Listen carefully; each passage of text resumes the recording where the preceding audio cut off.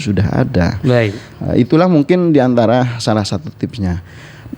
Sekali lagi ini hanya saya bisa membagi tips ya. Tapi secara tip memang kayaknya mudah ya Ustadz ya menjaga lisan. Mudah. Ya kan, menjaga lisan, menjaga mata, menjaga anggota tubuh. Seakan-akan setiap orang ini bisa sebenarnya. Cuman memang realitanya untuk menjalankan ini gitu ya. Iya. Seperti itu. Butuh perjuangan. Butuh perjuangan ya. Bisa kita capai untuk mencapai tingkat itu, tapi memang perjuangannya luar biasa itu ya. Ya seperti ini saja.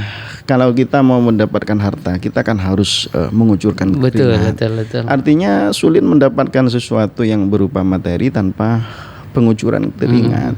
Begitupun dalam masalah ini tingkatan puasa. Kalau kita mempunyai target agama, mempunyai target menaikkan level puasa, ya harus berkeringat, harus berdarah dulu, yaitu dengan cara yang seperti yang tadi. Salah satunya tipsnya adalah menjauhi pemantiknya.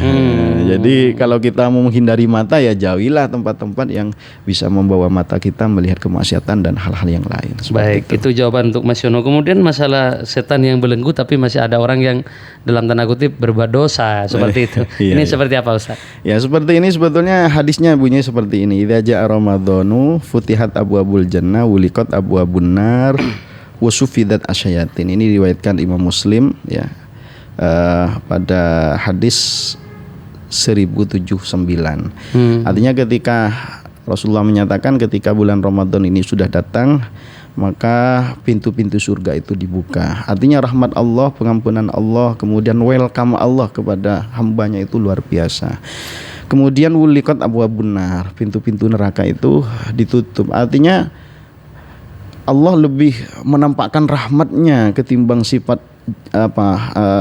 sadidul iqabnya, karena Allah Subhanahu wa taala itu mempunyai dua sifat, yaitu sifat rahmat, sifat rahman, sifat ulas asih, kemudian sadidul iqab. Dalam satu sisi lain Allah Subhanahu wa taala sangat keras dalam menyiksa. Dalam bulan Ramadan ini keistimewaannya adalah Allah lebih menampakkan rahmatnya, sehingga disabdakan oleh Rasulullah, pintu surga itu dibuka, pintu neraka itu kemudian ditutup, dikunci. Kemudian wasufidat asyayatin, setan itu dibelenggu lah. Setan dibelenggu ini yang mungkin akan jadi pertanyaan kita ketika dibenturkan dengan fakta di lapangan. Kalau memang setan itu dikunci atau dikerangkeng atau dibelenggu dan semacamnya, kenapa maksiat masih jalan? Ini sebetulnya begini, maksiat itu kan bukan hanya dari setan sebetulnya. Jadi ada cara lain untuk kita maksiat, yaitu terutama nafsu. Makanya kata Rasulullah ketika para sahabat datang dari selesai melakukan satu peperangan, kata Rasulullah, kita selesai dengan jihad yang kecil menuju jihad yang besar. Apa jihad yang besar Rasulullah? Yaitu hawa nafsu. Artinya orang bermaksiat, orang melanggar itu sebetulnya bukan hanya karena setan sebetulnya. Tapi diciptakan setan ini seakan-akan menjadi kambing hitam. Yang ketika ada pelanggar, ini karena setan. Padahal mungkin setannya menang saja, setannya diam saja. Itu murni dari hawa nafsu kita. Ini salah satu tafsir dari ulama. Kemudian ada yang lain yang menyatakan maksud setan dibelenggu ini adalah geraknya. Jadi geraknya dibatasi. Jadi belenggu itu maksudnya gerak dibatasi, tapi untuk menggodanya yang tetap cuma dibatasi ya. Ya sebagaimana kita ketahui, apalagi sekarang kita diam saja di rumah ini bisa maksiat, sendirian saja kita bisa maksiat. Nah gini, setan ya dikerangkeng misalkan ditaruh di penjara, bisa maksiat.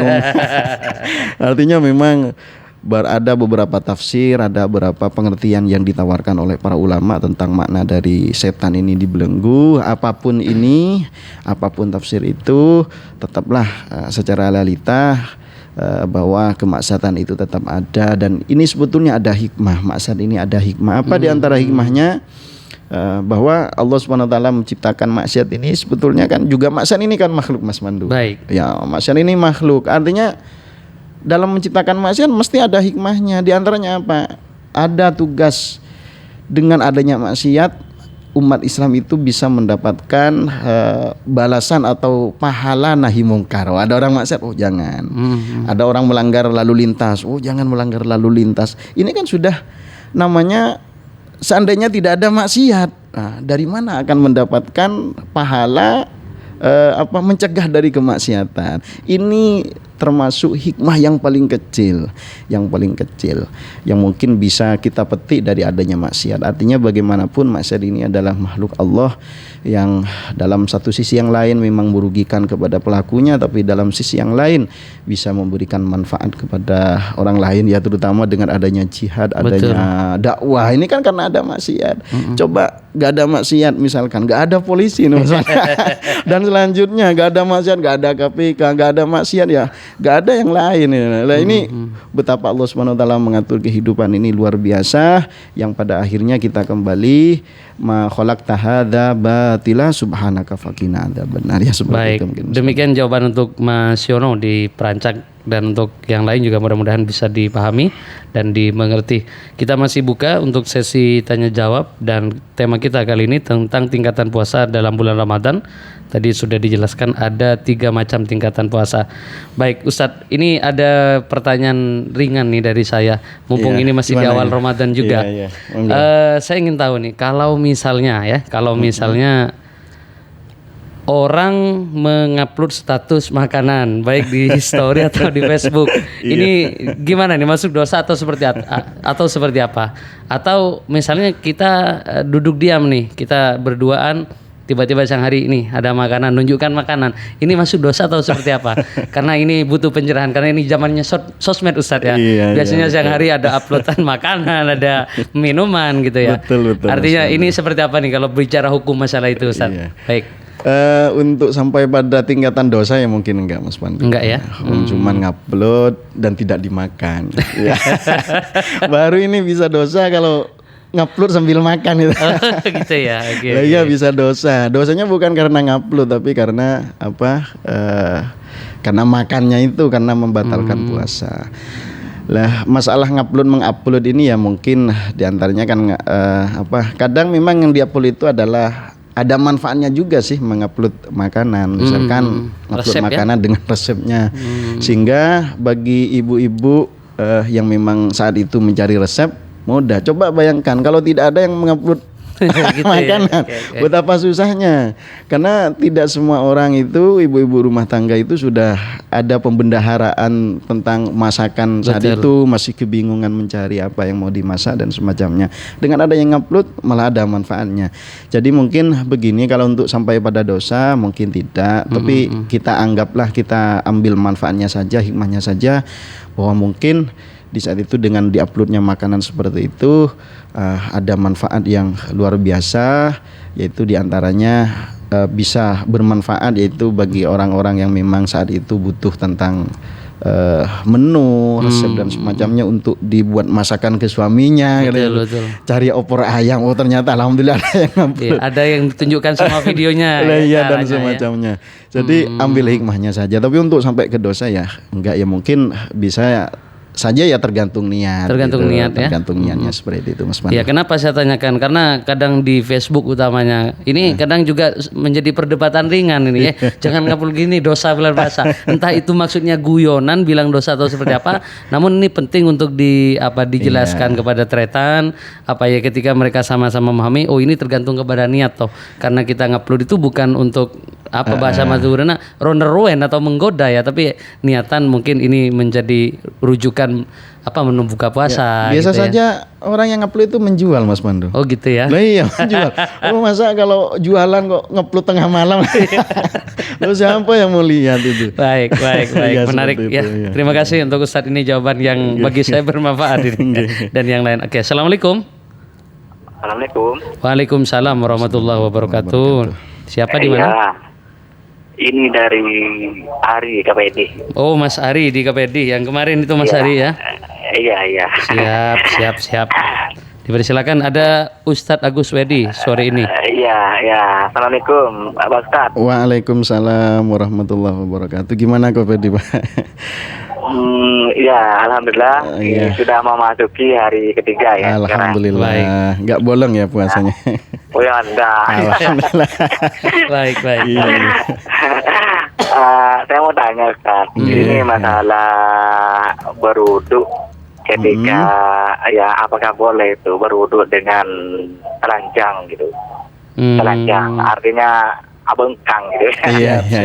Ya setelah mandi atau nanti takut basah kalau tidak bertelanjang gitu pakaiannya, itu takut apa ya, kena tetesan air gitu ya. Iya. Artinya menjaga kesucian sarung atau bagaimana, akhirnya telanjang gitu, Pak. Baik. Dengan berwudu. Yang kedua boleh ya tanya yang kedua? Baik, boleh. Monggo. Ya, yang kedua ini masalah hukum kurban dan akikoh. Kalau kurban itu kan memang jelas tidak boleh dimakan oleh orang yang berkurban. Nah, kalau akikoh itu apakah boleh atau bagaimana gitu? Apakah boleh atau hanya seperempat atau separuh atau bagaimana gitu? Baik. Seperti itu. Iya. Nah, terus ya terima kasih ya atas jawabannya. Terima kasih. Ya, assalamualaikum. Waalaikumsalam warahmatullahi wabarakatuh. Mas Ari di KPD Sumeneb ada 2 pertanyaan. Yang pertama, berwudu dengan posisi atau kondisi telanjang ya. Kemudian masalah hukum kurban dan akikoh. Ini masalah boleh makan dagingnya atau seperti apa? Dipersilakan Ustaz. Ya, terima kasih. Untuk berwudu dengan cara telanjang ya. Sebetulnya mengenai aurat dan seperti ini, aurat perempuan itu sebetulnya berbeda madhab, begitupun aurat laki-laki. Untuk aurat laki-laki ini adalah antara pusar dengan lutut. Itu yang tidak boleh terlihat.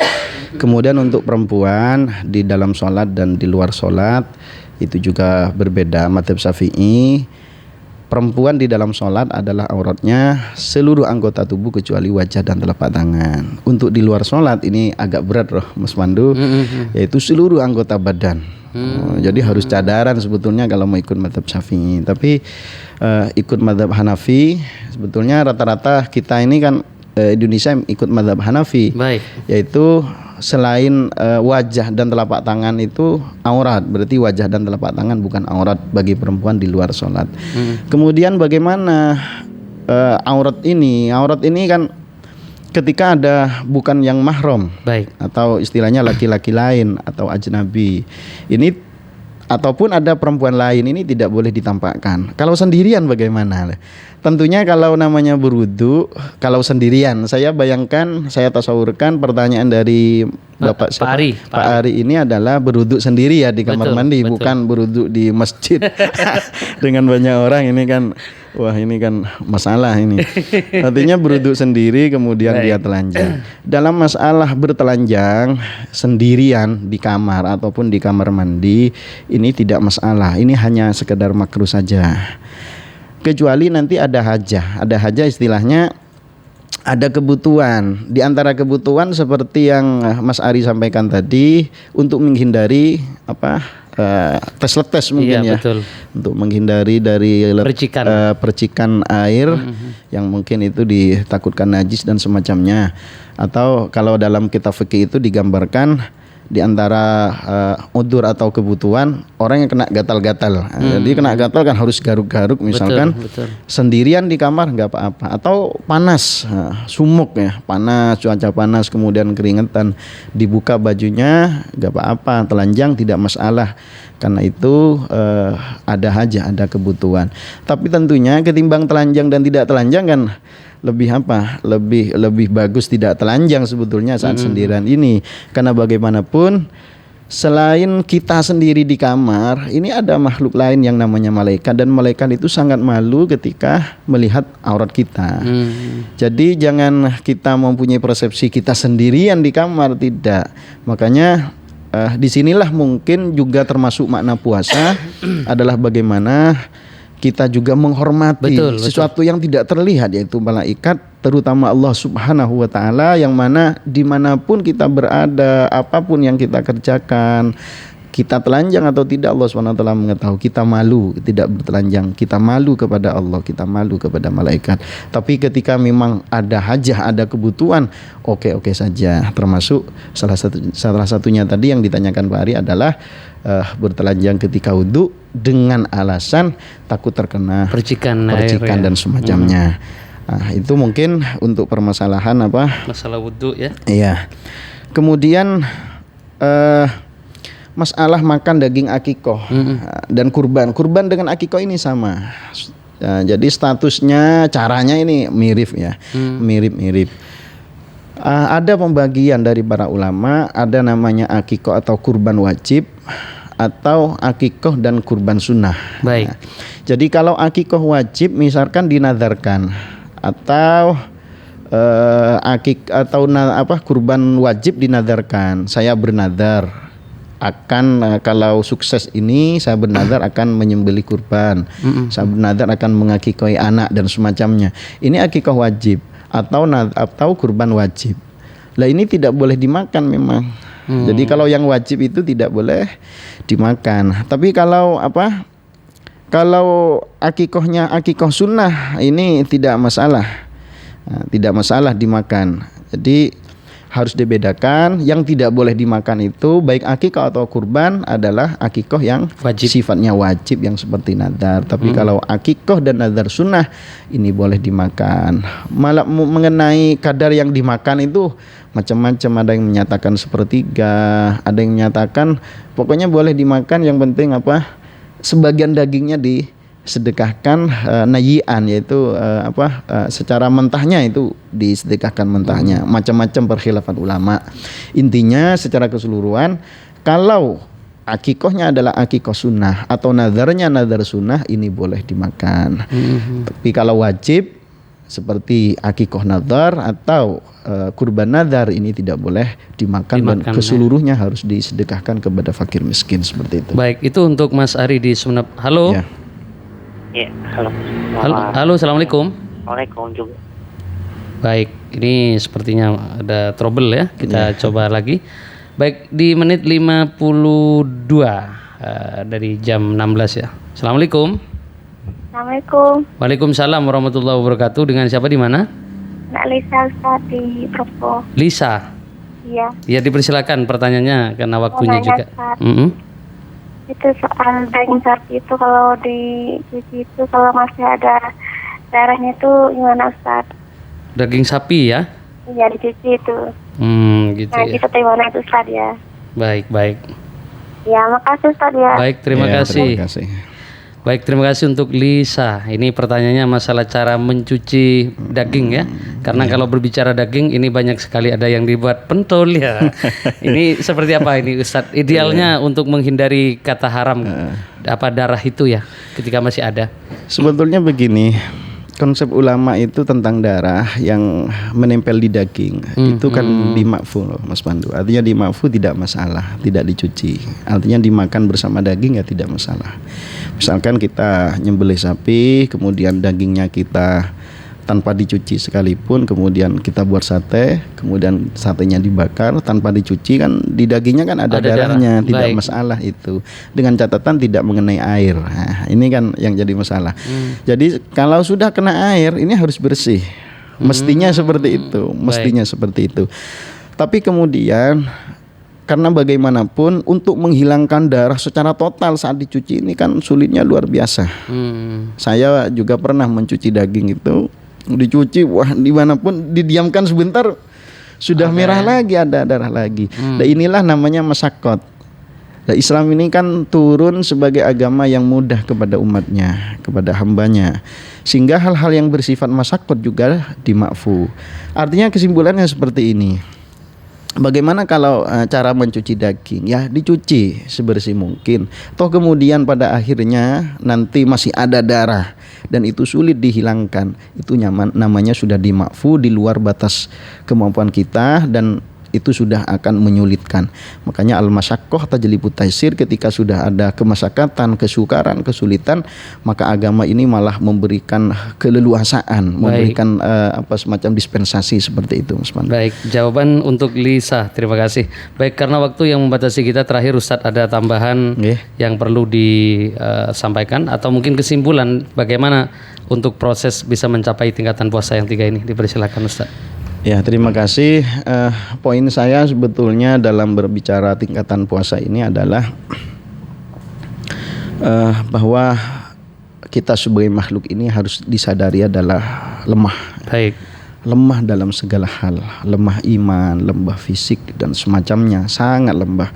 Dan ini sudah digambarkan oleh Nabi Musa ya dalam hadis Mi'raj, bahwa ketika Rasulullah mendapatkan perintah sholat 50, kata Nabi Musa, umatmu tidak akan kuat Muhammad, mintalah dispensasi lagi. Umatku itu yang besar-besar, kuat-kuat, ini tidak kuat melakukan sholat sebanyak itu, apalagi umatmu yang kecil-kecil kemudian ringkih-ringkih dan semacamnya, mudah sakit dan semacamnya.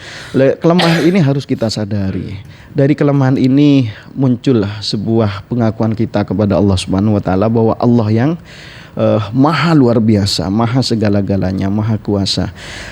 Ketika kita menyadari, mengakui, ikrar dengan hati, mengakui dengan tulus kebesaran Allah, kekuatan Allah, disitulah kita minta kepada Allah bagaimana puasa kita, ibadah kita ini bisa naik, bisa. Dan kita harus rela dimanapun makom kita ditempatkan. Sebenarnya enak loh Mas Pandu, enak kalau kita ini rela sebetulnya. Jadi misalkan kita oleh Allah sudah ditaruh di makom yang awam ya, nikmatin saja seperti itu. Jangan-jangan maslahat kita memang ada di situ.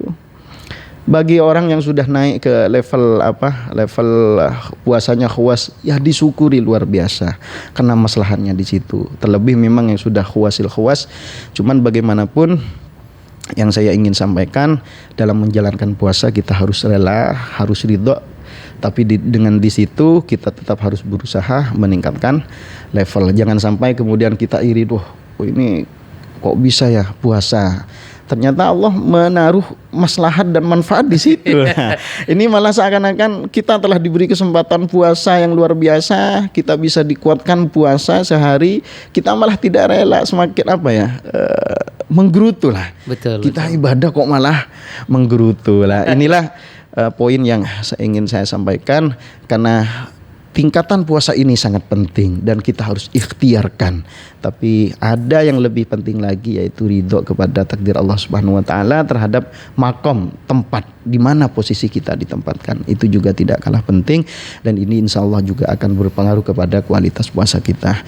Itulah Mas Pandu mungkin yang bisa saya sampaikan. Baik, demikian kebersamaan kita di program Mutiara Gerbang Salam hari ini. Terima kasih untuk Ustadz Agus Wedi SPDI yang sudah hadir. Terima kasih juga untuk pengurus cabang Nahdlatul Ulama Kabupaten Pamekasan kerjasamanya, dan insya Allah besok akan hadir narasumber yang lain dengan tema yang berbeda. Terima kasih Ustadz. Assalamualaikum. Waalaikumsalam warahmatullahi wabarakatuh. 96,6 Suara Pamekasan.